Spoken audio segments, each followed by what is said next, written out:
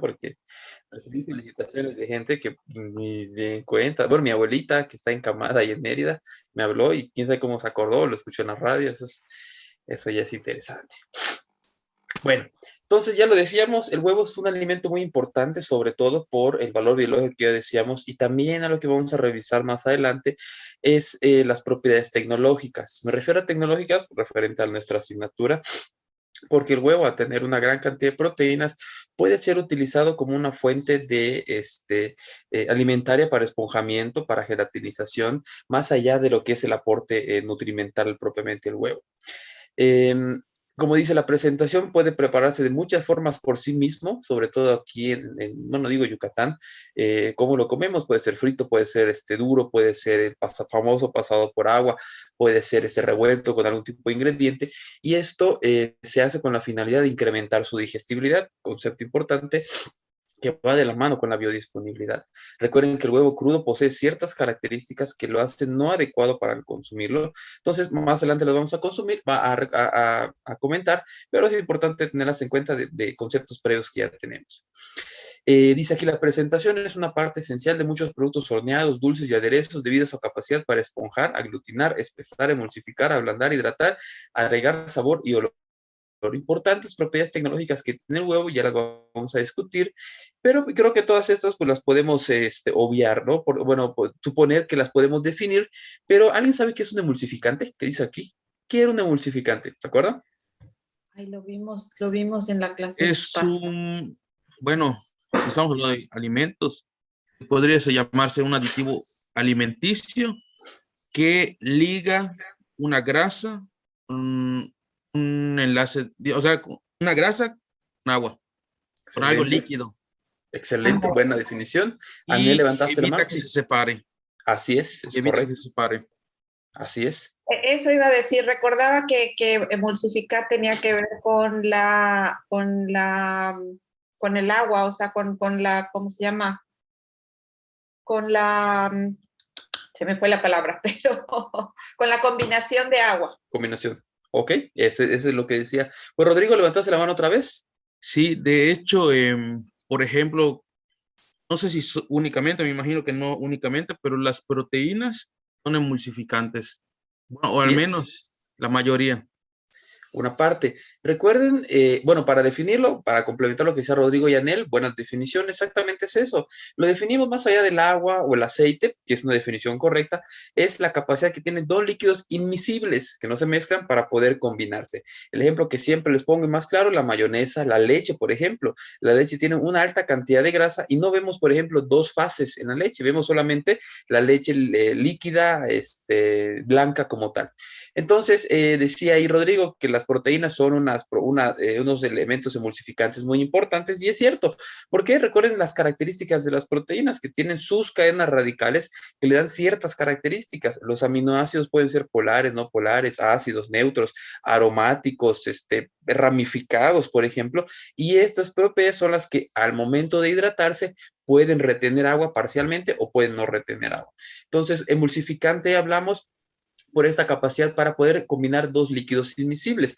Sin embargo, en el huevo, más allá de las proteínas, hay un elemento muy importante que funciona como emulsificante, La es la llamada lecitina. lecitina. Para los que hacen postres sabrán que la lecitina de soya, que es una alternativa, se utiliza ampliamente en la industria de lo que es la confitería, la panificación y los postres, por la combinación de dos elementos inmiscibles. Entonces, en el huevo, precisamente en lo que es la yema, encontramos la lecitina, que es utilizada como emulsificante o que puede hacer estas formas de ligar los componentes. Dice aquí la presentación que se define el huevo como el producto de la ovulación de la gallina y otras especies de aves que sean aptas para el consumo humano. Volvemos a lo mismo, no se acuerdan de la definición de carnes de la norma oficial mexicana, siempre remata con este concepto, aptas para el consumo humano. El huevo sirve de diferentes maneras, realiza una serie de funciones en los productos en los que se utiliza como ingredientes. Ya lo discutíamos, ligantes, emulsificantes, pesante, entre otras cuestiones. Uy, no cambié esto, ahí está. aquí les pongo unos videos para que revisen el proceso de obtención del huevo, que realmente es muy sencillo para no puntualizar en lo que son los conceptos. Es un poco más sencillo, a diferencia de la carne, donde tenemos que puntualizar, y los efectos, sobre todo el estrés, por ejemplo. Aquí les dejo los videos para que sea un poquito más fácil, que ustedes lo puedan entender. Respecto a lo que es la composición química del huevo, dice aquí que de manera general en el huevo entero hay del 8 al 10% de cáscara, 56 a 61% en peso en clara líquida y 27 a 32 en yema líquida.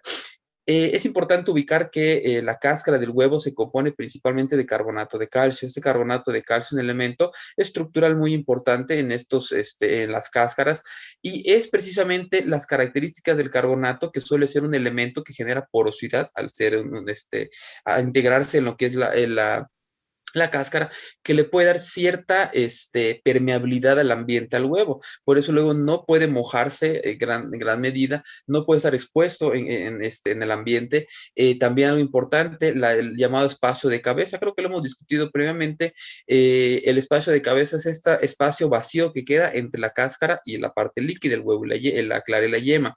Cuando vemos a contraluz un huevo y el espacio de cabeza es muy grande, rebasa el 30% aproximadamente el huevo, eso ya no es apto para el consumo humano. ¿Por qué? ¿Qué nos dice esto?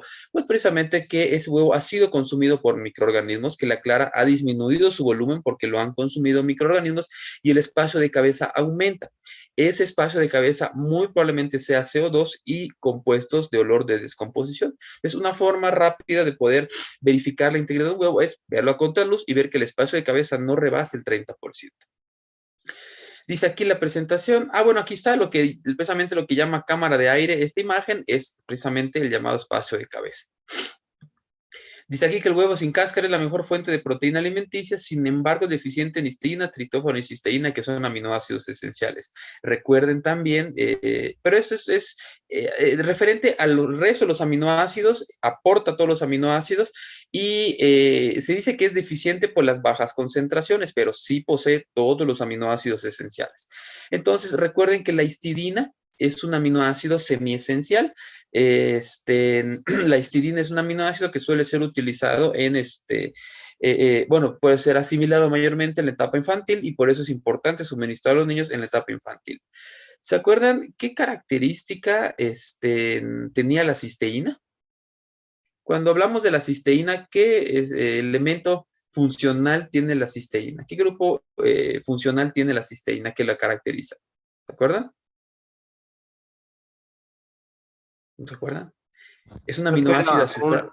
exacto, un aminoácido azufrado. Es correcto. Tiene un anillo de azufre y un radical azufre, y esto le da la característica de poseer esta característica de valor biológico. Es la cisteína, la metionina también son dos aminoácidos que suelen ser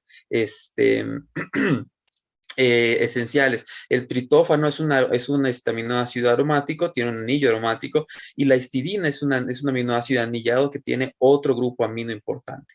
Estas características de los aminoácidos pues los hacen adecuados, sobre todo reconocidos por su valor biológico, e insisto, son deficientes en el huevo, pero sí se encuentran en algún grado de concentración.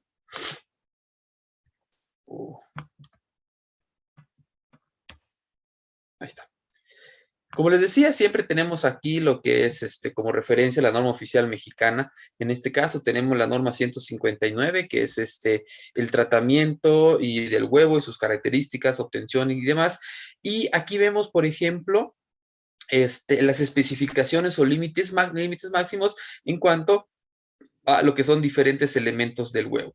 Dice aquí la materia extraña, la alfa-amilasa y el pH, como podemos ver aquí, hay diferentes características.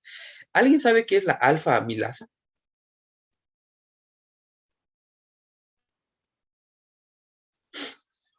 Es un factor antinutrimental. Lo que hace la alfa-amilasa es inhibir lo que es la absorción de ciertos nutrimentos, y también puede ser reconocida como un elemento clave para la descomposición. Por eso, cuando se hacen pruebas al huevo de alfa-amilasa, es importante ubicarlas como negativas. ¿Por qué? Porque esto es un indicador de la presencia de alteraciones microbiológicas. Vean que el pH del huevo, pues fresco, digamos, es cercano al 7, es un alimento neutro. Y también vean que por norma oficial mexicana, los huevos de cualquier presentación deben estar exentos de materia extraña. Y esto es importante porque hasta el huevo fresco podemos en algunos casos comprarlo con la presencia de algún tipo de pues, pajas, algún tipo de heces presentes en lo que es la cáscara. También importante ubicar que en el caso de los huevos, pero en el caso de otros alimentos, la norma sí permite la presencia de materia extraña en forma de partes por millón, de insectos, de trazas, pues de hojas y demás, pero en el caso de huevos es muy específica, no puede estar presente este tipo de elementos. Aquí tenemos la composición química del huevo. Esto es aproximadamente una unidad de 60 gramos de un huevo.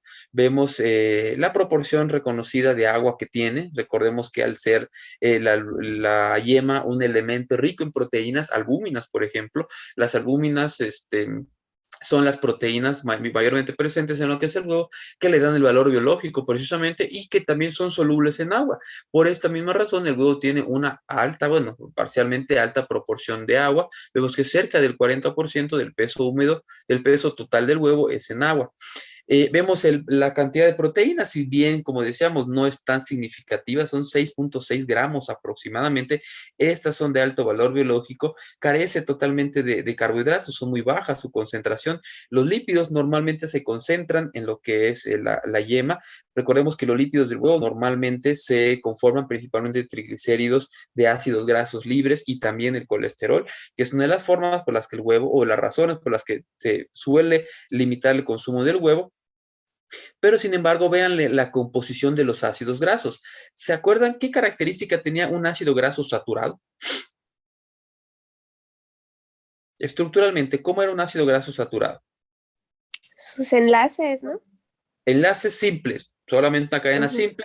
Recuerden que estos ácidos grasos saturados son los que fácilmente se pueden acumular, bioacumular, y son los que están asociados al riesgo cardiovascular, riesgo de infarto, etc.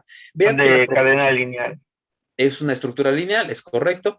Y vean en el caso de los monoinsaturados, algunos omegas, por ejemplo, o los poliinsaturados, son más bajas las concentraciones.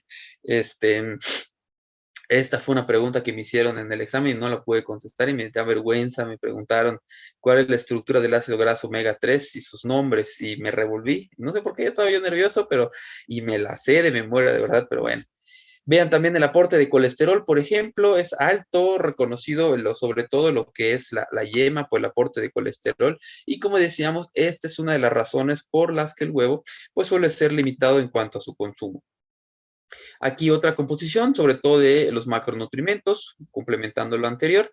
Y aquí es importante esta parte del valor biológico. Aquí en estas tablas les pongo lo que son los diferentes tipos de alimentos y básicamente les pongo un indicador que es lo que es el valor biológico. Es la cantidad de aminoácidos esenciales, principalmente por valor de nitrógeno total, gramo por gramo.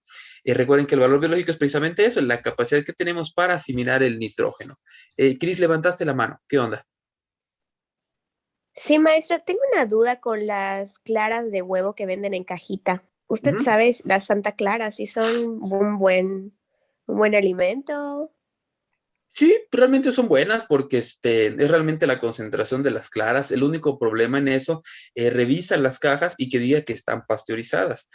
La clara del huevo es naturalmente, bueno, el huevo en general, ahorita lo vamos a ver, por su origen, la gallina en el mismo lado donde feca, donde orina y donde saca el huevo, es un mismo orificio. Y la gallina naturalmente es hospedera de Salmonella enteritidis, que es un microorganismo causante de la fiebre tifoidea. Entonces, la única razón por la que hay restricciones en el consumo de estos alimentos procesados del huevo es por esta parte de los microorganismos. Pero si la caja dice que está pasteurizada, pues no hay ningún problema.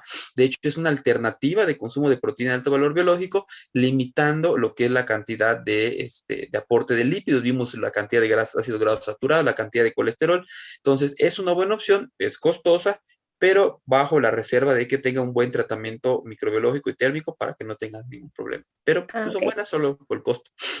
Ok, perfecto. Gracias, maestro. De nada. Entonces, retomando las tablitas que tenemos acá, vean que tenemos el valor biológico y lo que decíamos. El huevo propiamente, solamente el huevo como alimento, es el alimento que posee mayor valor biológico, es decir, que aporta mayor cantidad de aminoácidos esenciales por nitrógeno. Aquí es aminoácidos esenciales. Y vean aquí, ¿y por qué no me contradicen? Porque yo les digo que es el que tiene mayor. Vemos que el huevo tiene 3.25 y vemos aquí que dice caseína 3.22. Es muy similar, puedes decir, bueno, pues casi le llega. Pero, ¿qué es la caseína? ¿Qué característica tiene la caseína y por qué quizás no la considero como un alimento como tal? Yo te aclaro esto. ¿Qué sea la caseína? No esencial. Sí, mira, bueno, aquí está, aminoácidos esenciales es un alto, un valor muy alto, pero a nivel práctico, ¿qué es la caseína? Una proteína derivada de los lácteos. Excelente, Mike. Es una proteína aislada, entonces tendríamos que, eso ya es diferente. Es un concentrado, es una isla de proteína que tiene su valor biológico incrementado. Por eso digo, no lo puedo comparar con los alimentos tradicionales porque tendrías que comprar el isla de proteína y pues es básicamente un suplemento. Ahora bien, huevo, leche, pescado, arroz, que son alimentos que si tenemos a la mano, que no son suplementos, pues tienen un valor biológico más disminuido. Pero así podemos encontrarnos, es decir, ustedes pueden decir, yo me encontré una proteína, un aislado de caseínas, de seroproteínas, de soya, que tiene un valor biológico alto, pero propiamente ya entra en otra categoría de alimentos procesados o suplementos o complementos alimenticios. Pero vean, respecto al huevo, es el alimento que sí posee este valor biológico reconocido. Dice la presentación que en total la clara del huevo, recuerden que la clara la reconocemos por su aporte de proteínas, existen 13 proteínas diferentes, algunas de importancia sobre todo nutrimental y fisiológica son las siguientes. La ovoalbúmina, no se olviden también las proteínas, las albúminas son las proteínas, por ejemplo, en el cuerpo. ¿Ustedes se acuerdan qué función tiene la albúmina en el cuerpo humano? ¿Por qué se caracteriza la albúmina? Podemos decir dos cosas importantes, sobre todo en los procesos o en las metodologías de evaluación del estado nutricional. ¿Para qué le miden albúminas a un niño, por ejemplo? Para ver el grado de desnutrición, ¿no? Desnutrición. Excelente, Anel. Es un indicador de proteína visceral. Si la albúmina está baja, ese niño está desnutrido, puede tener algún grado de anemia, una restricción proteica. Y la albúmina, su principal función es el mantenimiento de la presión osmótica. Por eso los niños desnutridos suelen retener líquidos. Al tener una baja concentración de proteínas séricas, baja la albúmina en sangre, entonces comienzan a retener líquidos. Por eso dices, está desnutrido, pero está gordito. No, gordito, pero por agua, por la carencia de albúmina. Entonces, al igual que pasa con los seres humanos, en el huevo la albúmina es la proteína más abundante visceralmente. Vean que representa cerca de la mitad del peso de las proteínas y la albúmina es precisamente por su gran concentración la que es responsable de la espuma. Vamos a ver más adelante cómo a través del proceso de desnaturalización, sobre todo mecánica, podemos obtener la espuma y obtener diferentes tipos de alimentos. El ovomucoide y el ovoinhibidor son inhibidores de tripsina y quimotripsina. ¿Y alguien se acuerda qué es la tripsina y la quimotripsina? ¿Se acuerdan? Si los inhibe, ¿qué puede pasar? ¿Qué impacto a la alimentación o a la nutrición tendría? Y esto es importante porque para ir puntualizando, ¿por qué no debemos de consumir huevo crudo? Aquí están las respuestas. Decimos siempre por la avidina, te la vamos a discutir, pero nos No lo dice acá degrada que el la cuerpo, proteína... no lo podemos digerir, Ajá, no se puede exacto. digerir. Así es. ¿Qué es la tripsina y la quimotripsina? La Enzimas tripsina era digestivas. una enzima para degradar las proteínas, ¿no? Que servía Excelente, para así degradar es. proteínas. Nos enfocamos a eso, a la primera idea principal. No vamos a decir los simógenos, el páncreas, el intestino. Cris, ¿qué fue la que nos dijo? Una enzima digestiva excelente que nos ayuda a digerir las proteínas. Entonces, vean si nosotros consumimos huevo crudo, ¿qué va a pasar? Tenemos inhibidores de las mismas proteínas y no vamos a asimilar, y entonces la biodisponibilidad y el valor biológico de las proteínas va a disminuir. La tripsina y la quimotripsina son enzimas que digieren proteínas alimentarias y si no las tenemos o están inactivadas por estas proteínas del huevo, no podemos asimilar correctamente las proteínas. También tenemos aquí la avidina, que es quelante de la biotina. Recuerden que la biotina es una vitamina del complejo B y es una de las principales razones por las que se recomienda no consumir el huevo crudo, porque la avidina tiene la capacidad para quelar es atrapar, evita la absorción de la biotina. Y las personas que comúnmente comen huevo crudo tienen tanto la inhibición de las proteínas digestivas como tripsina y quimotripsina enzimas, como la inhibición sobre todo de lo que es la absorción de biotina. Y la biotina es muy importante, es un cofactor para la síntesis de estructuras como la piel, como las uñas, las faneras, el cabello. Las personas con un consumo crónico de huevo crudo tienen sobre todo esta resequedad en piel, el pelo quebradizo, las uñas quebradizas, entre otras cuestiones. Y la lisocima es una proteína presente en el huevo que tiene capacidad antimicrobiana, esto es, inhibir a través del mecanismo enzimático el crecimiento de microorganismos. Aquí vemos esto y ustedes pueden decir, ¿por qué entonces cuál es la alternativa para comer huevo? No tenemos aquí 4 proteínas que al parecer tienen efectos negativos, bueno, 3 porque la lisocima es positiva. Tenemos 3, por ejemplo, 2, bueno, 3, o mucoido inhibidor y la avidina. ¿Cuál es la forma de que podemos sortear esto? Cociendo el huevo. No se olviden que en el huevo crudo las proteínas o en su forma biológica se encuentran en estructura cuaternaria. Toda proteína funcional se encuentra en estructura cuaternaria. Es esta proteína, esta estructura tridimensional conformada por diferentes subunidades proteicas. Tú, una vez que le metas algún proceso de desnaturalización térmico, físico o químico, cualquiera que tú quieras, ¿qué va a pasar? La proteína se desnaturaliza y pierde su función. Nosotros, los tecnólogos de alimentos, hemos sabido manejar esto para desnaturalizar la proteína y hacer espuma, por ejemplo, para hacer un pastel imposible, por ejemplo, para hacer algún tipo de batido, crema, etcétera. Pero también en la cuestión alimenticia general, nosotros desnaturalizamos la proteína precisamente para inhibir estas proteínas inhibidoras. Bueno, valga la redundancia. Recuerden entonces que la proteína biológicamente funcional está en estructura cuaternaria. Al aplicar un proceso de desnaturalización, la retornamos a la estructura primaria. ¿Esto qué nos dice? Que el valor biológico se mantiene porque únicamente la proteína se desordena, pierde su función, pero sus aminoácidos y su valor biológico sigue intacto en ese alimento o en esa forma. Importante también respecto a lo que es la actividad microbiana, dice aquí la presentación, que se debe considerar de manera importante la carga microbiana, sobre todo en la superficie. Pasa lo mismo que en los procesos de obtención de la carne. La carne, entendiendo ya cuando ya el animal está muerto, es completamente estéril. Una vez que se expone la piel, se expone al ambiente, y ya hablamos de la pérdida de esta integridad de microorganismos. Ahora bien, lo mismo pasa con el huevo. El huevo fresco, en estado de hidratación adecuada, humedad adecuada, es un huevo estéril por dentro. Sin embargo, cuando estos huevos tienen cuando la cáscara es permeable, está húmeda, está fragmentada, está rota, los microorganismos pueden migrar hacia el centro, hacia la albúmina, hacia lo que es la clara o la yema. Aquí vemos una gran cantidad de microorganismos, no es importante que nos los aprendamos, solamente como siempre se los he dicho, tengamos siempre en cuenta los famosos coliformes, sobre todo en el caso de las gallinas, como les decía, el mismo orificio en la gallina donde sale el huevo, salen las heces, salen las orinas, lo comparten. Entonces, este orificio puede ser una fuente de contaminación, sobre todo de coliformes. Aquí vemos, por ejemplo, principalmente Escherichia, que es Escherichia precisamente de coli, uno de los coliformes más importantes y responsables de las enfermedades transmitidas por los alimentos. Pero se supone que al cocinarlo, o sea, ya una vez que tú lo cocinas, se supone que pierde esa carga microbiana, ¿no? ¿O hay algunos que Así pueden es. sobrevivir?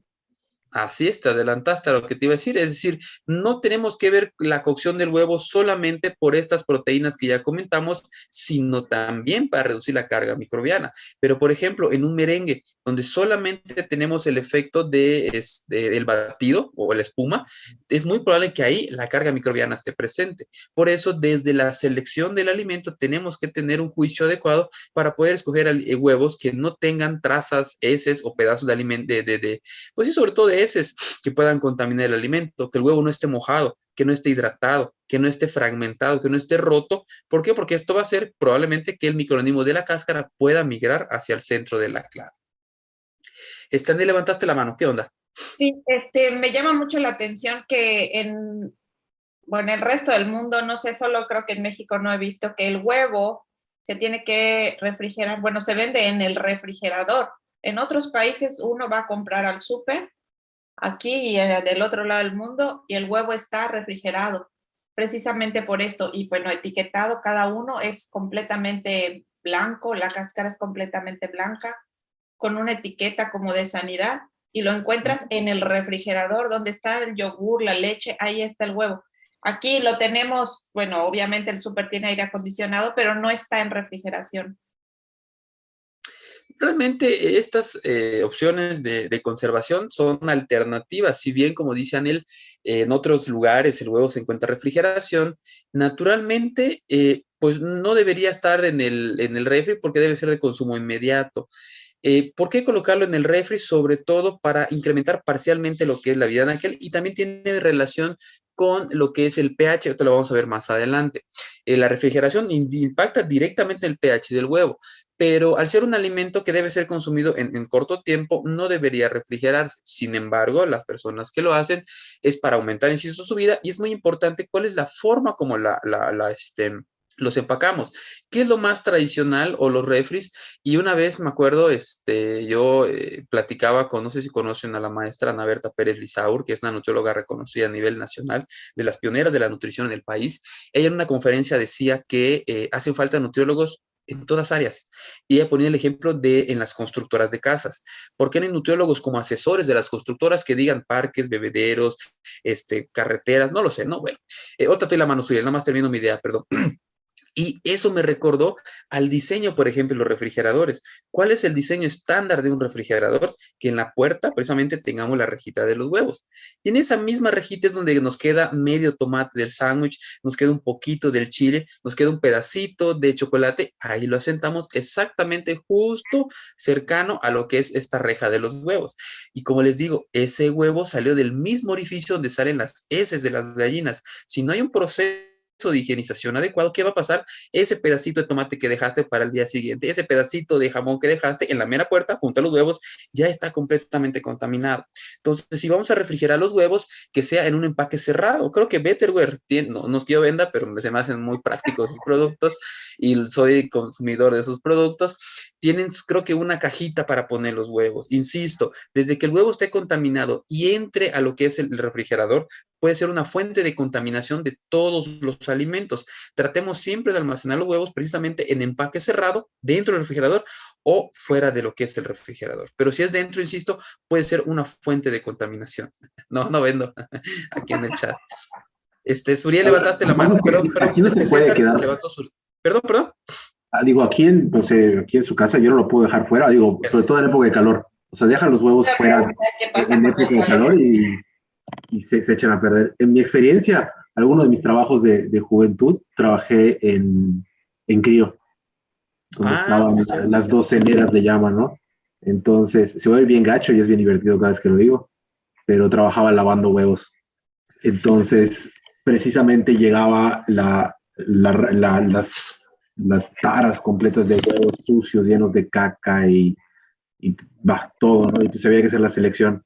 Entonces, y se van pasando en una máquina de vapor, bueno, en esa época, hablando hace 20 años, se pasaba en una máquina con agua y vapor a presión y con jabón, y salían del otro lado y la otra persona ya iba acomodando para que pasaran al empaque con los 12, 18 que habían en esa época. Entonces, si hay ese lavado, pero y si del otro lado salía todavía sucio, lo tenían que tallar para luego poder empacar. Sin Pero embargo, eso es superficial. ¿Tú crees que ese proceso de limpieza eliminaba los microorganismos como tal? ¿Cuánto más caliente podría estar ese vapor para no cocer el huevo?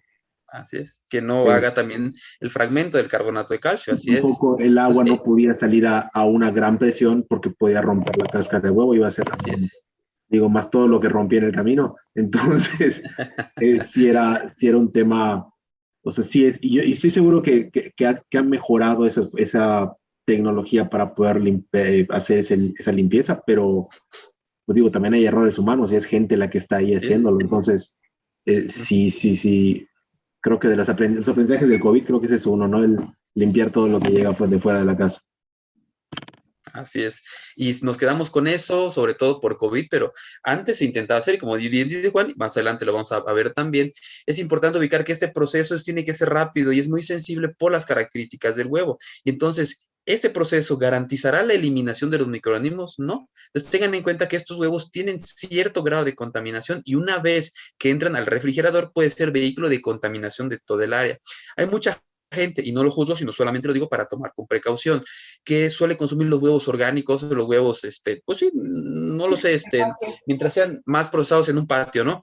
Pero estos suelen ser los que también están más contaminados, es correcto. Entonces tengamos mucho cuidado para higienizarlos nosotros o darles un tratamiento para poder meterlos al refri o dejarlos afuera, que es lo más recomendado, pero pues en Yucatán nuestra temperatura es muy alta y va a ser muy difícil que puedan durar más tiempo. Tengo 3 manos levantadas, pero espérenme un segundito porque levantó Suriel la mano primero, antes de que hablemos todos y ya le dimos cuello. ¿Estás por ahí, Suriel? Sí, ¿Qué onda? de hecho, o sea, ahorita que comentaban todo esto, yo ahorita estoy trabajando en el aeropuerto, ¿cómo se llama? En conservación alimentaria para los restaurantes. Y Excelente. precisamente lo que usted comentaba, Miguel, ¿no? Es que, de hecho, se trata de no refrigerar el huevo, sobre todo cuando recibimos nosotros el huevo, que de hecho lo llega huevo crío, tenemos que revisar que no haya algún huevo roto o algo así, Ujú. porque precisamente antes, bueno, nos capacitan también en ese sentido, y si el huevo llega a estar contaminado al momento de tu refrigerar, prácticamente puedes contaminar todo lo que está dentro de la cámara de refrigeración. Así es. Entonces, ahí tiene que tener mucho cuidado, sobre todo por lo que comentaba él, que realmente la refrigeración se hace precisamente para aumentar el tiempo de vida. Y en el aeropuerto se hace mucho porque llega pues bastante cantidad de huevo, y para evitar que en algún momento por bajar las ventas se acumulen, pues tratar de que dure lo más posible, pero no es recomendable totalmente, al menos que estés seguro que pues todo lo que tengas esté en perfectas condiciones. Claro está que en nuestra casa, pues ¿cuánto más vamos a comprar? Entonces Así sí es, podemos así es. revisar. Pero pues en Así un es. caso de una industria, pues sí hay que ser mucho más cuidadosos. Más cuidados. Oye, qué interesante tu trabajo, Suriel. Felicidades. Tienes que poner ahí en alto el nombre del nutriólogo. Respecto a lo que es el día nutriólogo, vayamos por otras áreas, otros campos. Qué chévere escuchar de tu chamba. Igual, bueno, la chamba Gracias. igual. Sí, sí, Sí, sí. de hecho sí, en que saben que estoy estudiando para nutrición, ya me han comentado que sí me interesaría como que dirigirme hacia esa parte de la tecnología alimentaria, y sí me emociona, a mí me gusta más esa parte, Qué sinceramente. bueno. Y a subir, o sea, y bueno, no sé cómo esté la competencia y todo, porque me imagino que eso compete a otro tipo de profesional, pero si como nutriólogo das la talla, pues adelante. Será muy bueno que vayamos expandiendo a otras áreas. Digo, los trabajos todos los buenos son buenos, pero pues el nutriólogo tiene que estar desde, como decía Juan, limpiando huevos hasta acomodándolos en el refri, viéndolos la integridad y demás. Eso es muy importante. Levantaste la mano, César, a ver si en los 2 minutos que nos queda, ¿qué onda? Sí, maestro, es recomendable cuando llega a tu casa que lo puedas lavar y de qué manera se podría hacer. Con- Aquí les voy a poner un proceso. Lo más sencillo es con un trapo parcialmente húmedo con lo que es cloro. Puedes pasarle, pero no tan concentrado en la parte externa del huevo y ya los colocas. Pero como decíamos, como es consumo rápido, bueno, depende de si estás acostumbrado a comprar la reja de 12, 18, no sé cuántos huevos, y pues no los puedes limpiar todos. Mejor comprar la cantidad de la semana. De hecho, ya lo habrán visto en sus materias de selección de alimentos. Las compras deben programarse por semana, no más de una semana, sobre todo por los alimentos perecederos. Entonces, comprarlos como viene el refri, como viene en el súper, perdón, no refrigerarlos y directamente de la reja o de la canastita a la sartén y cocidos. Nunca procurar comerlos crudos, pero si así lo deseas, puede ser un trapo húmedo con cloro. Es una forma donde lo puedes lavar. O si va a ser para consumo casi inmediato, hasta incluso remojados y parcialmente cepillados, pero que no dure mucho tiempo el huevo en la casa, porque esto hace que se fragmente o se rompa la cáscara y pueda migrar humedad hacia adentro del alimento. Puede ser 2 alternativas. Ok, Gracias. se nos va a cortar esto ahorita, los que tienen la mano a la arriba, para que nos dé tiempo para las opiniones. Por favor, ahorita nos vemos por aquí. Con los, y al momento de que se empieza a someter a temperaturas altas, pues morían las bacterias, pero que según de esta capa de permeabilidad, tú se la quitabas al momento de lavarlo y era más propenso a que tuviera bacterias o que le ingresaran bacterias por lavarlo. Entonces esa era mi duda. Ok, bueno, realmente una capa como tal, desconozco, puede ser, pero no lo tengo en cuenta eso. Lo que sí es que al hidratar la cáscara, y insisto, sobre todo la naturaleza del carbonato de calcio, que puede retener agua, puede hacer que se fragmente. Quizás no sea literalmente una cáscara, sino simplemente es la pérdida de la integridad del carbonato de calcio, que lo que hace es romper y fragmentar, hacer más, pues más porosa la cáscara y penetran lo que son los microorganismos, el ambiente, el polvo, el agua de contaminación. Entonces, desconozco si hay una cáscara, la verdad no lo sabía, pero yo creo que es más que nada esta integridad o sí, la estabilidad de la cáscara a través de sus elementos, que es el calcio que es el que conforma principalmente la cáscara. Puede ser. En ese actor sugerían que lavarlo no es lo ideal. Así que no sé qué pensar. ¿Deberíamos lavarlos? ¿No deberíamos lavarlos? ¿O se De lava hecho, al momento te que digo, todo como está? nos decía Juan, ya que y eso es cierto, ahorita vamos a ver una imagen también de procesos, sí, de limpieza, donde el huevo ya viene parcialmente limpio, pero no viene completamente limpio. Como decíamos a César, lo que se puede hacer es una limpieza en casa solamente con un trapo húmedo con cloro. El cloro tiene la capacidad para erradicar todos los microorganismos, todos, creo que hasta el del cólera está comprobado que se elimina con el cloro. Entonces, ajá, exacto, sí, o sea, desde que ya sale de punto del punto de producción, como dices, Memo y dice César, ya tienen un proceso de sanitización, pero como lo decía Juan, este proceso no es completamente inocuo, o sea, no garantiza el 100% de la eliminación de los microorganismos. Por eso podemos refrigerarlo, como decía él, darle un tratamiento con algún tipo de limpieza con cloro o limpiarlos igual con una fibra, agua, si va a ser para consumo casi inmediato, porque si los mojamos y los dejamos para 1 o 2 semanas, esto puede hacer ganancia de humedad y pérdida de la integridad de la cáscara. Pero pensemos o partamos, como decía Juan, que ya tienen un proceso, lo vamos a ver más adelante, desde de la industria, y únicamente es mantenerlos, tal vez no en refrigeración, y un proceso de limpieza externo muy superficial, porque no los vamos a comer crudos. Recuerden que el huevo tiene que cocerse, a menos que sea para un proceso como el merengue. Bueno, ahí probablemente sí tenemos que enjuagarlo y hacer el merengue al momento. Solamente hay que tener en cuenta que la carga microbiana de los huevos está presente, y una vez que migran hacia cualquier superficie, el refrigerador, junto a los platos, en la meseta, donde sea, puede haber riesgo de contaminación. Bueno, aquí a lo complementando esto, dice la presentación que la mayoría de los huevos recién expuestos se encuentran estériles de manera interna, la parte interna, la clara y la yema, con excepción de aquellos que pueden contener Salmonella enteritidis. Les decía que Salmonella es un microorganismo que se encuentra en gran medida como hospedero natural de las gallinas. Y no sé si alguien de aquí ha padecido salmonelosis. Yo, cuando tuve la oportunidad de trabajar en la industria como jefe de producción, pues yo tenía a mi cargo empleados para el área de panificación, por ejemplo, que tenían que entrar con sus análisis de laboratorio.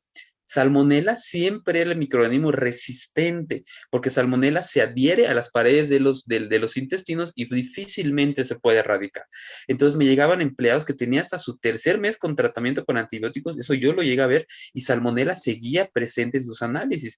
¿Por qué? Porque son personas que ya quizás tengan resistencia a los antibióticos, y esta cepa de Salmonella de esa persona sea altamente resistente. Entonces, así como en los intestinos el ser humano puede permanecer, es un hospedero natural de las gallinas. Por eso mismo se recomienda el proceso, el tratamiento térmico a los huevos.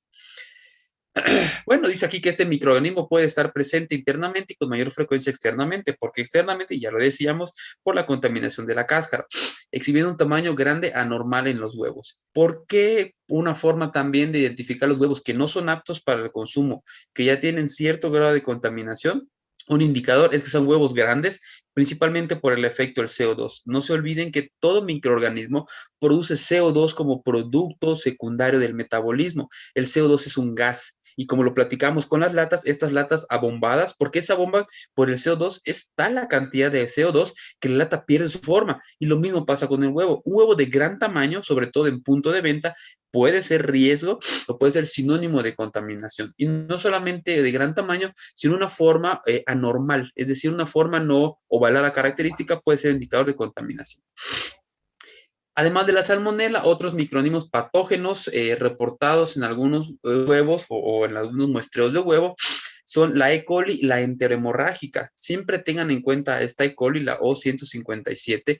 Esta E. coli lo que hace, tiene la capacidad para literalmente reventar, explotar los órganos, sobre todo los riñones. Los pacientes que padecen infección, y algunos fallecen por este microorganismo, pierden totalmente la integridad de los órganos porque realmente se fragmentan, y lo que hacen es expulsión de sangre a través de vómito o a través de orina. Por eso se le llama la enterohemorrágica. Listeria monocitógenes y Yersinia también se han encontrado a partir de huevos y ovoproductos. Entendemos los huevos, por ahí preguntaba Cris si son buenas las claras.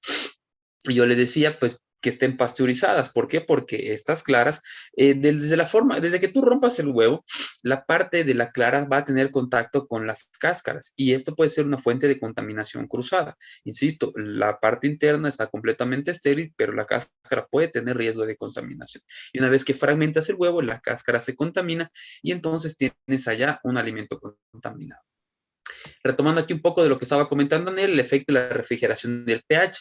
Dice aquí la presentación que el cascarón es una poderosa barrera para el huevo. Ya decíamos su estructura. Esta estructura reticular del carbonato de calcio es muy utilizada, no solamente en el huevo, sino en otros alimentos ya, en otros elementos de la industria, como elementos estructurales, por las características de este compuesto.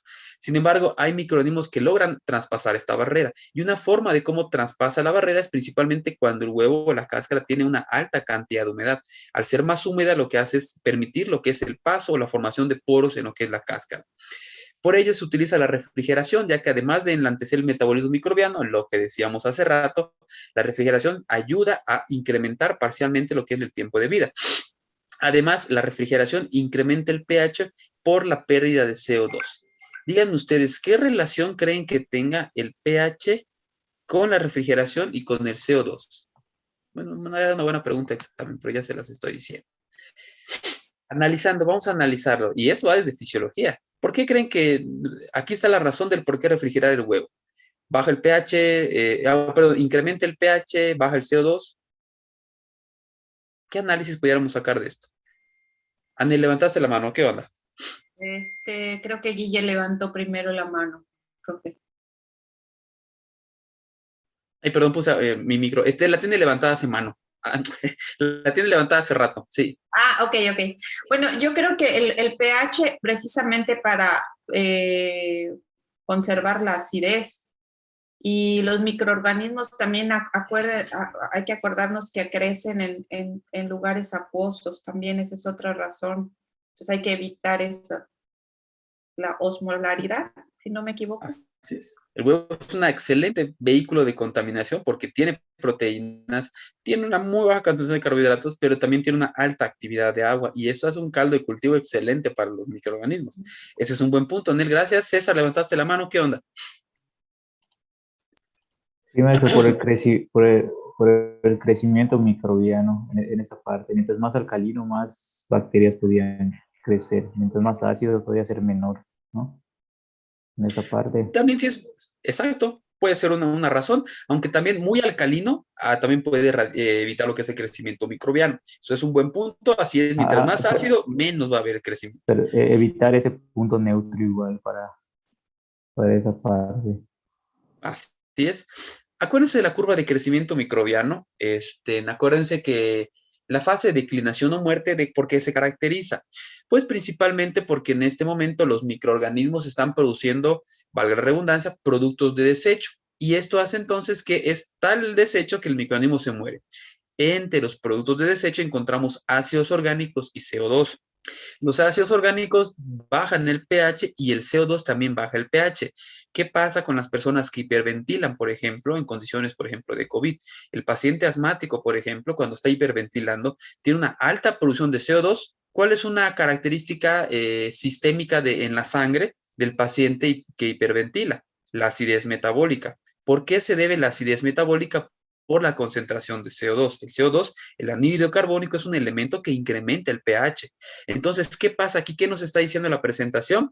Metemos el huevo al refri, baja la tasa de crecimiento microbiano, no hay producción de CO2. ¿Qué pasa con el CO2? No baja el pH porque no hay CO2, es decir, va a incrementar el pH. Entonces, los huevos refrigerados, ¿qué característica tienen? Que tienen un menor riesgo de crecimiento microbiano y además un incremento del pH. ¿Por qué? Por la pérdida de la producción de CO2, a diferencia de cuando el microorganismo está completamente vivo, feliz, creciendo, hay más CO2, hay más microorganismo, producen más CO2, el CO2 es un acidificante, baja el pH y en este caso el huevo entonces tiene un pH más ácido. Entonces, esta es una de las razones del por qué la industria, y de hecho en algunos procesos de obtención del huevo, después de la higienización, viene un secado y después viene un refrigerado y esto ya les da un tiempo de vida para cuando se mandan a punto de venta, pues ya tengan un poquito más de colchón en tiempo de vida ganado. Decíamos acá, retomando esto, que la temperatura óptima de refrigeración del huevo es a 4 grados centígrados. Recuerden que los 4 grados centígrados, pues básicamente es una temperatura estándar, va entre 4 a 7, que es básicamente aproximadamente el rango de los 0 grados Fahrenheit establecido por la USDA, la FDA, que es la temperatura de refrigeración no solo para huevos, sino para todos los alimentos recomendados. La cual, donde se observa un cambio más marcado del pH, ya explicábamos la razón de este cambio del pH, alarga la vida en aquel, aunque tiende a adelgazar la membrana vitelina, que son estos elementos internos que conforman lo que es el huevo. ¿Y por qué la refrigeración hace esto? Principalmente por el efecto de las proteínas al momento de tener un proceso de congelación tienen también un efecto directo sobre la estructura. Si bien la refrigeración no desnaturaliza proteínas, sí puede hacer una parcial pérdida de la estabilidad y estos elementos estructurales pueden tener estas pérdidas estructurales. Hay algunas bacterias psicrótrofas que pueden permanecer activas en refrigeración, como estas que tenemos acá. Ya decíamos Listeria y ya hablábamos también de Yersinia. ¿Se acuerdan cuáles son los microorganismos psicrótrofos? ¿Qué era un microorganismo psicrófilo, psicrótrofo, termófilo, mesófilo? ¿Se acuerdan? Si yo les hubiera puesto en el examen, por ejemplo, el refri tenía huevos y creció Listeria y Yersinia. Dime qué tipo de microorganismo. Decir, vete a bailar, yo no soy microbiólogo, ¿cómo lo vas a saber? Pero solamente con la temperatura tenemos una pista. ¿Qué es un psicrótrofo? ¿Quién levantó? ¿Quién estaba con el micrófono? César, ¿no? No sé. Pues son microorganismos que pueden crecer a temperaturas más bajas, menores de 0 grados. Sí, Esos eran los psicrófilos, ¿no? Los psicrófilos son los de refrigeración o bajas temperaturas. me Micrótrofos. Los mesófilos son los que viven a temperatura ambiente. Viven en ambiente los psicrótrofos, pero ¿qué características tienen los psicrótrofos? Pueden tolerar el frío. Así es correcto. Acuérdense que los mesófilos son los que crecen a temperatura ambiente. No pueden ni más, ni termófilos, ni para abajo. Los psicrótrofos son los mesófilos que se han adaptado hacia bajas temperaturas. Cuando platicamos de esto, siempre les comento los riesgos en estos hoteles que de verdad dan muchísimas ganas ahorita viendo Facebook y todo. En la Riviera Maya, por ejemplo, ¿no? Que tienes ahí tu barra de ensaladas, tu barra de jamones. Estas barras son las principales fuentes de riesgo de contaminación por microorganismos psicrótrofos, porque es una temperatura ambiente que parcialmente alcanza la temperatura de refrigeración. Y los psicrótrofos son estos microorganismos que son mesófilos, pero por adaptación han llegado hasta temperaturas bajas. Entonces, vean la forma como interesante podemos ir ligando los conceptos que ya, pues básicamente hemos comentado desde otras asignaturas. La misma norma oficial mexicana que he tomado como referencia, se las pongo aquí en esta tablita, donde tenemos las especificaciones en microorganismos. Y aquí retomamos otra vez esto, miren, mesófilos aerobios. ¿Qué es un mesófilo aerobio? Un microorganismo que crece a temperatura ambiente y que depende del oxígeno para su metabolismo. Vean aquí que no nos enfrascamos en qué tipo de microorganismo, pero esa es la riqueza del aprendizaje de la universidad y de la escuela. Ver esta tablita y decir, caray, pues ya sé que es un mesófilo y que es un aerobio. Ya sé que es salmonela, que es principalmente parcial hospedero de los intestinos. Los coliformes, que todo el tiempo los hemos comentado, ya se los dije, los coliformes, y vean que en los diferentes productos, ovoproductos, huevo y derivados, pues hay límites permitidos tanto para mesófilos como para coliformes y para Staphylococcus aureus. Vean la importancia de la salmonela en todos los ovoproductos. No puede estar presente. Les digo, si bien es un hospedero casi natural de lo que son las gallinas, es importante considerar que no puede estar presente en ninguna concentración, ningún límite permitido en ningún ovoproducto. Esto es por el riesgo y la presencia de lo que es el padecimiento que es la fiebre tifoidea. Ok. Como vieron, a diferencia de lo que fue el tema de carne, pues nos enfocamos básicamente a las características estructurales, nutrimentales, por la relevancia, más que a la obtención, porque es un proceso muy sencillo. Nada más les puse el video. Con esto terminaríamos lo que es el tema de propiamente la obtención, la producción y las características nutrimentales del huevo. Ahora pasamos a la parte importante respecto a lo que es el tratamiento tecnológico, a las propiedades tecnológicas. Vamos a resumirlo, no vamos a abordar tantas. Esto lo habíamos abordado algo de manera igual breve cuando vimos bromatología, que son las características tecnológicas del huevo. Cómo el huevo lo podemos utilizar para hacer pasteles, para hacer merengues, para hacer otro tipo de alimentos. Empezamos con el poder esponjamiento, ya lo decíamos, es la propiedad de aeración, espuma, batido de los huevos. Se define como la capacidad de incorporar aire por sí mismo o mezclado con otros ingredientes. Importante, dice aquí en este segundo párrafo de la presentación, tras la aplicación de fuerza mecánica, las proteínas se desnaturalizan y forman una capa que encierra el aire. Esta es la clave para entender por qué las proteínas, sobre todo el huevo, pueden hacer este tipo de espuma, principalmente por la desnaturalización. Aquí hay un ejemplo de lo que les estoy diciendo. Vean qué bonito se ve este merengue y como les decía, este huevo, si tenía salmonela, tenía coliformes, al momento de abrirlo, contaminó y esta espuma solamente tiene una desnaturalización mecánica.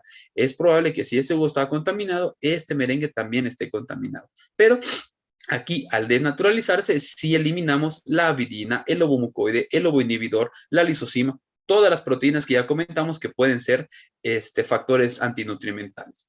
Entonces, les decía aquí, esto que ven aquí, estas tiritas, piensen en proteínas en estructura secundaria o primaria, cuya estructura terciaria o cuaternaria ya está completamente perdida. Entonces, al hacer este tipo de desnaturalización y la incorporación de lípidos, que son los emulsificantes, que ayudan a ligar lo que son los dos compuestos inmiscibles, se forma lo que es la red característica de lo que es la espuma. Entendamos entonces la espuma como encapsulamiento del aire a través principalmente de proteína desnaturalizada. Esto es muy importante identificar que la desnaturalización es la clave para lo que es el esponjamiento.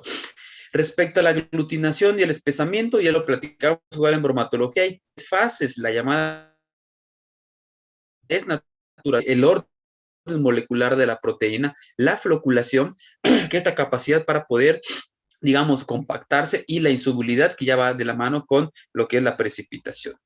Dice la presentación que las proteínas coagulan al calentamiento, solamente al calentamiento, ni al frío ni a la fuerza mecánica las proteínas van a coagular, tiene que aplicarse calor y dan al huevo la apariencia de aglutinar trozos de alimentos o de espesar otros, por eso se utilizan algunos alimentos como aditivo, como espesante.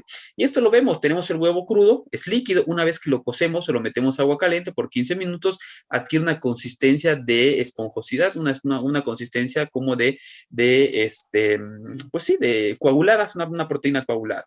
Entonces el rango de coagulación va entre los 60 y 80 grados y ya decíamos que las 3 fases son desnaturalizar, es decir, perder el orden molecular de la proteína, la floculación, que es el empaquetamiento, y finalmente la insolubilidad, que es la precipitación. Aquí les pongo este ejemplo y vean entonces cómo lo aplicamos a la tecnología de alimentos, pues principalmente repostería, ¿no?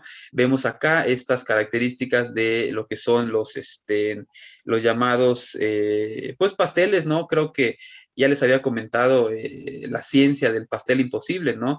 Que alguien ahí, algún repostero que les guste esto, haga una presentación de la ciencia del pastel imposible. ¿Por qué se invierte? ¿Por qué por qué el pan y el huevo o la mezcla suelen adquirir una capacidad, se invierten cuando lo procesamos específicamente por este proceso, la floculación, el empaquetamiento y lo que es la precipitación o la insolubilidad. Este fenómeno de floculación e insolubilidad es lo que le da esta, pues, curiosidad al pastel imposible, que boom, se invierte y de ahí radica el nombre de lo que es el imposible. El poder emulsificante, ya lo platicábamos al inicio de la presentación, el huevo entero, la yema y la clara son buenos emulsificantes y ya se los decía, la yema es 4 veces más efectiva para lo que es la emulsificación. ¿Por qué? Principalmente porque la yema tiene este componente que es la lecitina, que es el homólogo a la lecitina de soya. La lecitina es el ingrediente natural y la lecitina de soya también es natural, pero me refiero a que está aislado específicamente para estos procesos de tecnología de panificación. La emulsificación o la emulsión es un sistema constituido por 2 fases líquidas inmiscibles, es decir, 2 líquidos que no se pueden combinar, una de las cuales se dispersa a través de la otra en forma de gotas muy pequeñas. Estas gotas, otra forma de llamarlas son las llamadas micelas. ¿Qué son las micelas? Cuando el líquido, por ejemplo, entre agua y aceite. Hablamos de una emulsión agua en aceite cuando el agua es de menor concentración y tenemos más aceite. ¿Qué pasa acá? Que el agua, pum, se empaqueta en pequeñas gotículas o pequeñas Micelas, la emulsión aceite en agua es cuando tenemos más agua que aceite y el aceite suele empaquetarse a través de micelas. ¿Cómo son las micelas? Pues recordemos cuál es la naturaleza del ácido graso. ¿Qué característica tiene un ácido graso? Su grupo carboxilo y su cadena alifática de carbonos. El ácido graso tiene una parte parcial soluble y una parte parcial insoluble. ¿Cuál es la parte insoluble del ácido graso? Toda la cadena de carbonos. ¿Cuál es la parte soluble? El grupo carboxilo principalmente. Hablamos de las micelas cuando se empaquetan y las colitas insolubles quedan compactadas y esto hace entonces una facilidad para la emulsificación. Aquí les pongo al famoso Pedrito Sola y su embarrada cuando habló de la mayonesa Hellmann's. Y esto es un ejemplo para, la mayonesa es uno de los principales ejemplos de emulsificantes porque pues es, creo que es uno de los más comunes. Siempre les he puesto la mayonesa, les he puesto como ejemplo la leche, por ejemplo, la mantequilla, la margarina. Estos son emulsificantes y aquí es lo que yo les estaba platicando. Estas gotículas son las llamadas micelas. Y vean aquí este batidor porque para hacer la emulsificación es muy importante el fenómeno de lo que es la agitación. Tenemos aquí, por ejemplo, en esta emulsión, como yo les decía, es una emulsión aceite en agua, esta de aquí de la izquierda. ¿Por qué? Porque está basada principalmente en agua. El compuesto mayoritario es el agua. Vean aquí, tenemos más agua que el aceite y el emulsificante. ¿Qué va a pasar? Que el emulsificante forma esta estructura de lo que es la micela y lo que hace entonces es empaquetar las partículas de aceite dentro del agua. Y lo mismo a la inversa, cuando el aceite es mayoritario, hablamos de una emulsión agua en aceite y es lo mismo. El emulsificante lo que hace es empaquetar y solubilizar, entre comillas, estos elementos. Así como lo vemos de manera drástica, así está la mayonesa de manera interna, así está la leche de manera interna. Sabemos, reconocemos a la leche como una buena fuente de proteínas, de agua y de lípidos. Por eso hay diferentes tipos de leche semidescremada, descremada, etcétera. Y esto hace entonces que podamos tener un solo líquido y no veamos dos fases, como si tú le echas agua, aceite al agua, por ejemplo, automáticamente vas a ver la separación de fases por densidad. En la leche no pasa esto específicamente y en las mayonesas por lo que es el emulsificante. Y respecto a esto, ¿alguien ha hecho mayonesa? ¿Saben cómo se hace la mayonesa? Lleva huevo, aceite. Se empieza a batir la yema, no se incorpora la clara. Se empieza a batir la yema y se le empieza a agregar aceite en forma de hilo. Ya que empiece a incorporarse, sí, porque si se pasa, ya se corta, o sea, ya no se enlaza. Lo empieza a batir y más o menos un rango es 2 litros de aceite por 2 yemas de huevo o una, no me acuerdo bien, ya tiene años que no lo hago. Yo hace pues poquito básicamente hice... eso, la mayonesa. Y para blanquearlo, según se le pone limón, pero pues sabemos que no esteriliza. Yo le pongo ácido acético o vinagre para lo que es el blanqueamiento. Esa es una técnica. Ese es un importante, como dice Rodrigo, es importante. Bueno, Mike, levantaste la mano, otra complemento. ¿Qué onda? No, bueno, no, yo no he hecho mayonesa todavía, pero me surgió una duda, quería ver si lo estoy entendiendo bien, sobre la parte emulsificante. En el caso de estos ejemplos que está mostrando aquí, se utilizaría en este caso la yema de huevo, que es dentro de los mejores emulsificantes. Así es como lo estoy entendiendo. No sé si estoy bien. ¿Sí? O sea, no la yema como tal, como ingrediente. Cuando se hace la mayonesa, para contextualizar tu pregunta y retomando lo que decía Rodrigo, ¿cómo hacemos la mayonesa? Básicamente es colocar el aceite y lo que en el aceite, en el huevo batido, vamos colocando el aceite a chorro de hilo y vamos agitando. Aquí que tenemos, yo de hecho hago el huevo con la mayonesa con el huevo entero, yo le pongo la clara y la yema y todo. Entonces, ¿esto qué hace? Que la clara tiene gran cantidad de agua y le estás echando aceite. ¿Por qué no tenemos dos fases? Porque ya tienes la yema además ahí y la yema es el emulsificante. Entonces no es propiamente que agarras la yema, la aíslas y la colocas en los alimentos como emulsificante, sino en cualquier alimento que tenga la yema incluida como formulación, la lecitina de la yema va a ser el efecto emulsificante o se vende aislada y se incorpora en los alimentos, en los postres, por ejemplo, mucho postre lleva como ingrediente lecitina de soya como emulsificante. Entonces, en el caso particular de lo que es la yema, como de la mayonesa, hace poquito hice una mayonesa, idea millonaria, imagínense, no la vayan a robar, de una mayonesa con chile habanero y chile xcatic, mayonesa, no aderezo, con chiles No es nuevo. locales. Ajá, y de hecho hasta la subí allá en mis redes sociales porque me gustó y quedó muy buena, la verdad. Una mayonesa con chile xcatic, eso no hay. Imagínense Ya una viene la de hamburguesa habanero, maestro. de ¿No se habanero, acuerda que sí, pero de salió hace chile. un año la de Hellmann's? Que se Ajá. bombardearon porque se lo pusieron a la cochinita. Así es, pero la de chile xcatic no hay, esa no hay. Por ejemplo, de chile mash, una mayonesa de chile mash tampoco hay. O sea, son ideas como medias fumadas, pero que peguen pues puedan ser buenas ideas. Pero bueno, entonces hice mi mayonesa de chile xcatic y yo lo que hice fue dejar el aceite remojado 2 días con trocitos de chile xcatic y ya el aceite agarró, acuérdense que la capsaicina es este elemento que da el picor y el sabor característico de los chiles. Es un agente antimicrobiano y antiinsecticida. El chile lo produce para que no se le acerquen los insectos y las bacterias. Pero bueno, nosotros el mexicano pues supimos utilizarlo para sufrir, para disfrutar a la vez. Entonces yo dejé remojado la mayonesa con los trozos de chile xcatic 2 días. Este chile xcatic entonces ya migra, ¿por qué? Porque la capsaicina es insoluble. De hecho, un tip, cuando se enchilan, ¿qué les dice? Bueno, me acuerdo que mi abuelita me decía, come sal o come azúcar. Esto no sirve. Una forma rápida para quitarte el picor es tomar leche, comer crema o cucharadas de aceite. Exacto. ¿Por qué? Porque la capsaicina es insoluble, es liposoluble. Entonces, si tú tomas leche, ¿qué va a pasar? La leche va a arrastrar la capsaicina de tu boca y haces buches y la vas a poder, te quitas el picor. Pero te pones azúcar, el azúcar no es liposoluble, te vas a enchilar más, nada más es una forma de que intentes engañar. Pero bueno, como la capsaicina con la es insoluble, Coca-Cola, perdón. Nicola. Cuando te Nada más. enchilas y tomas la Coca-Cola, te enchilas mucho más. Así es. ¿Por qué? Un Porque tip es para- agua la coca. El café te lo quita, el café caliente. El café, no, peor. Los vas a matar. Peor. Sí, no, eso. Un tip, por ejemplo, pero, maestro, cuando estén cortando, desmenando chiles, que se pongan Ajá. aceite en la mano. Exacto, para Ya que no se pegue. va a quedar menos, va a quedar menos. Así es. Te lo digo por experiencia.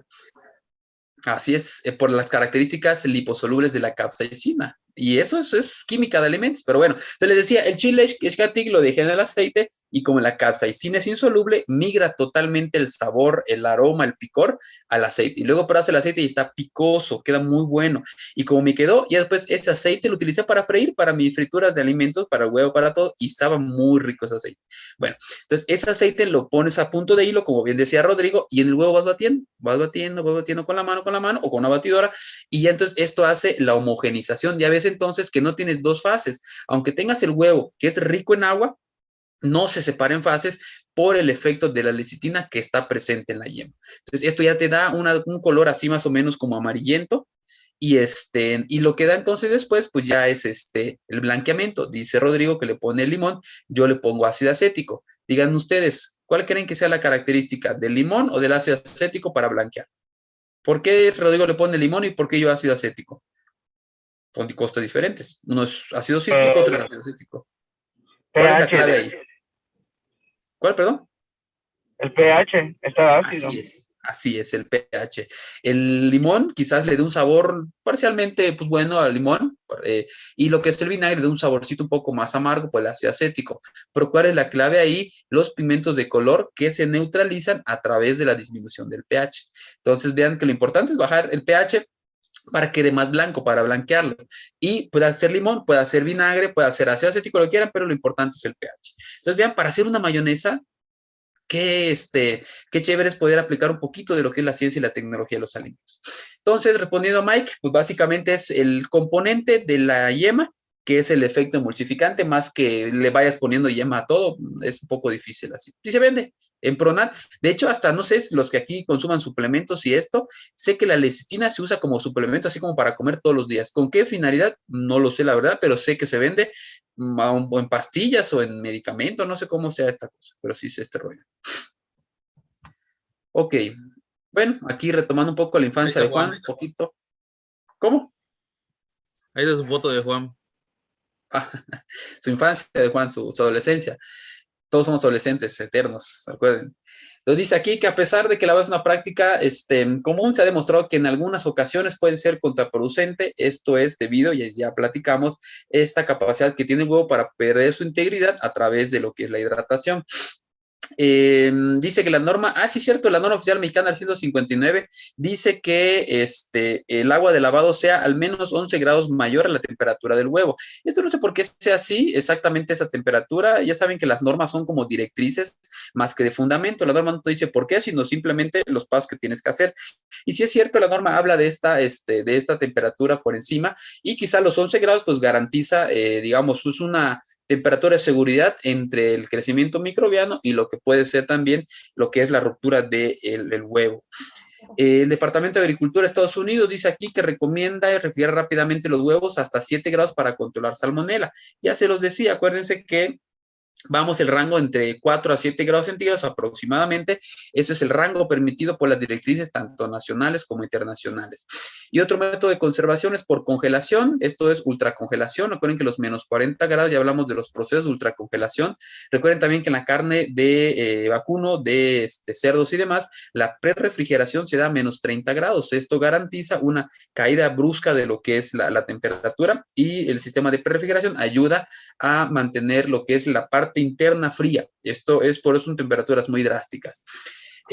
Después, la congelación óptima son menos 18 grados. Recuerden que los menos 18 grados, creo que hace rato se los dije al revés, los menos 18 grados son los 0 grados Fahrenheit. Eso ya es una temperatura estándar de congelación, y ahí se garantiza que la gran mayoría de los alimentos líquidos y semilíquidos puedan alcanzar un proceso de congelación adecuado. Y aquí está una imagen, no es propaganda para el Betterware, pero es una así como las que yo había visto, es una forma adecuada para poder almacenarlos. Porque si está contaminado, no, pues no pasa de acá, y que sean los anaqueles del refrigerador. Insisto, esta práctica de los huevos expuestos en la puerta y que ahí le pones el pedacito de todo lo que te queda, ese pedacito ya está completamente contaminado. Profe, y de todas maneras los refrigeradores deben de estar en esa temperatura, ¿no? Los refrigeradores de la casa, me refiero, no de la industria. Ajá, bueno, el estándar, pues diría que está entre menos 4, ¿no? O sea, hasta menos 8, si no me equivoco. Así es, sobre todo es la programación que tienen, y sean ociosos. Los termómetros de refrigeración son baratos, son como 100 o 200 pesos. Y si ustedes, por ejemplo, los colocan en sus refrigeradores, se van a llevar sorpresas. Yo los he monitoreado en mi casa y siempre están 9, 10, 8. ¿Por qué? Por lo que es la cantidad de, ¿cómo se llama? De alimentos que tenemos. Es una de las razones por la que dicen que no metamos alimentos calientes al refri. Eso que dicen que se echa a perder la máquina, que se fuerza, no es cierto. Realmente, la razón del por qué no hay que colocar la comida caliente es porque al meterla a la olla caliente aumenta la temperatura dentro del refrigerador, y esto puede hacer durante 1, 2 horas, media hora, que el ambiente cerrado aumente a 20, 25 grados, por ejemplo, y ya tienes allá un caldo de cultivo. 25 grados de temperatura ambiente, perfecto para el crecimiento de mesófilos. Entonces, más allá de que se friegue el motor, te va a generar pues yo diría, ya va a ser allá un fermentador, una cámara de cultivo para microorganismos. Entonces, como dice Anel, son las temperaturas óptimas que manejan los refrigeradores estándar, y lo recomendado es monitorearlo para garantizar que los alimentos mantienen esta temperatura. Y ahora tenemos 5 minutitos. Bueno, sí, acabamos esto. Ok, el huevo líquido, ahí platicando algo de lo que decía, creo que fue Cris la que preguntó al inicio de lo de las claras. Se recomienda que sea pasteurizado. Recuerden que el pasteurizado son altas temperaturas en periodos cortos de tiempo. Ya habíamos platicado que, por ejemplo, para la leche, ¿se acuerdan? Bueno, creo que no lo hemos abordado, no, fue en conservación. La temperatura tradicional para la pasteurización de la leche son a 63 grados durante 30 minutos. Vean aquí las condiciones drásticas en el caso del huevo. 60 grados durante 3.5 minutos.